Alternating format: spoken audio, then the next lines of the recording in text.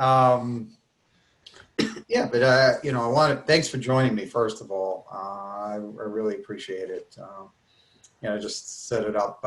We're the Mike Connell from the Chief Operating Officer of SABIAN in Duck New Brunswick, and thanks for joining me from there. I really wanted to ask you about the coronavirus fighting mask. I mean, that's something I haven't heard about until I received the information from Stacy Montgomery Clark over there. So can you give me the story about that? I mean, first, how would you know that a scientist is working on this at the university, and then how did you know that you could get involved? They provide some raw materials from copper.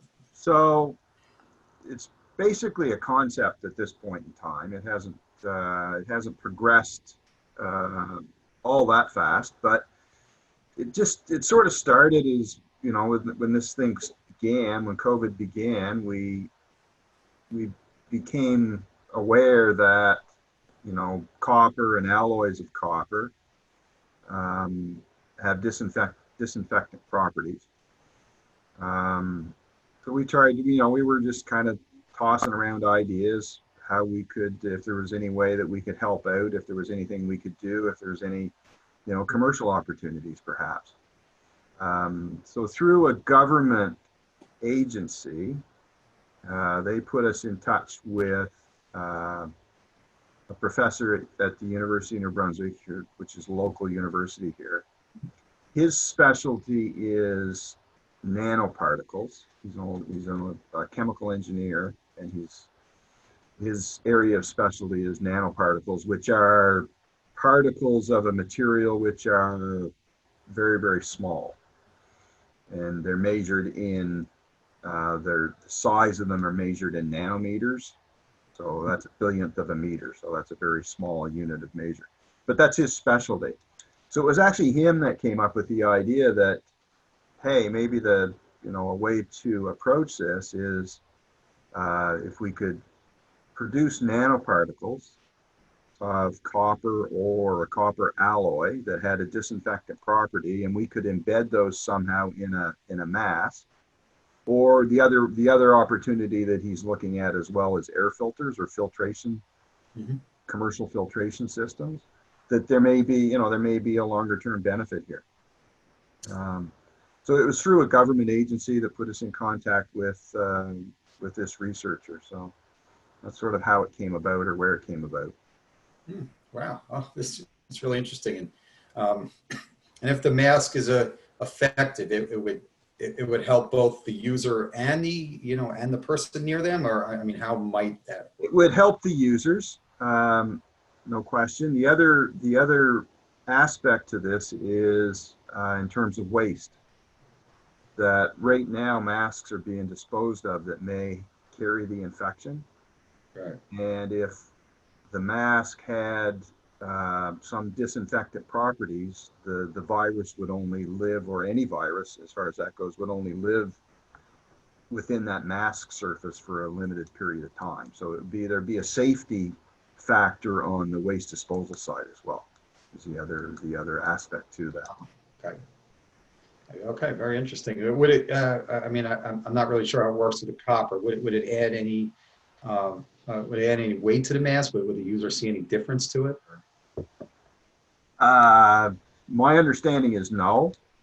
That the particles are small enough that it wouldn't really add a lot to the weight of the mask, or the appearance of the mask, or the flexibility of the mask. It would in no way affect that, as far as I understand.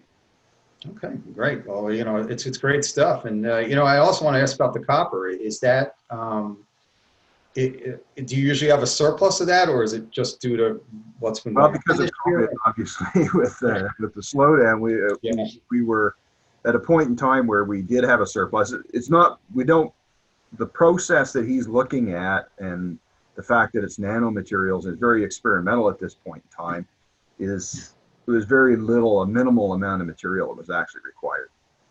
We were able to actually take, some materials, some alloy that we had produced, some 80-20 bronze, and some B8 material that we had, and that's what we've supplied him with. Now, he was not able to immediately start experimenting. He's only recently been able to experiment with this stuff because his lab was closed up until a few weeks ago. So we're still at a very early stage with this. So.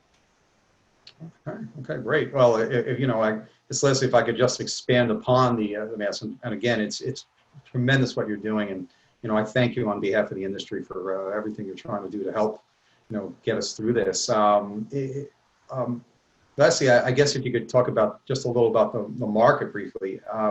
Is it you said there's, you know, a slowdown, but is there some stay-at-home interest? And also, are you optimistic in the future that we find whatever it is, might be a vaccine or whatever might work, that you'll see a pickup, you know, pretty nicely after that? Yeah, we're always optimistic about the industry. I think that's the nature of people in this industry, is that we're very optimistic about the future. Yeah, we're going through some difficult times right now. Stay at home. Yeah, I think we're seeing some demand in that area. The North American market seems to be much more robust and much more resilient than the rest of the world, is what we're seeing. We're seeing, not, pockets of demand internationally, but fairly consistent demand in North America, especially from online outlets. And surprisingly, our higher end product is doing relatively better than our lower end products. So, the inference there, I guess, would be that, there's the more serious hobbyists, the more serious musicians are, they're playing more at home, and they're experimenting some. Probably they're trying some new products, they're taking some downtime to experiment a little bit. The other thing we've kind of noticed as well is that, the artists, they may not be able to play live events, but there's a lot more online activity going on. So there still is a lot of live music being produced through various, online outlets, social media and YouTube and those kinds of things. So. Very great. Well, thank you, Mike. I appreciate the help, and good luck. I hope to see that mask. I mean that would be tremendous, and hopefully it could help people. I mean, we all want to be able to get back to the industry we know. I mean, it's just it saddens me we can't see each other anymore. At the trade shows or anything. So I really hope we can get back to, Sure. And my industry that we all love, and hopefully this can help. So. Yes. Hopefully there's something comes of it. Something positive comes of it.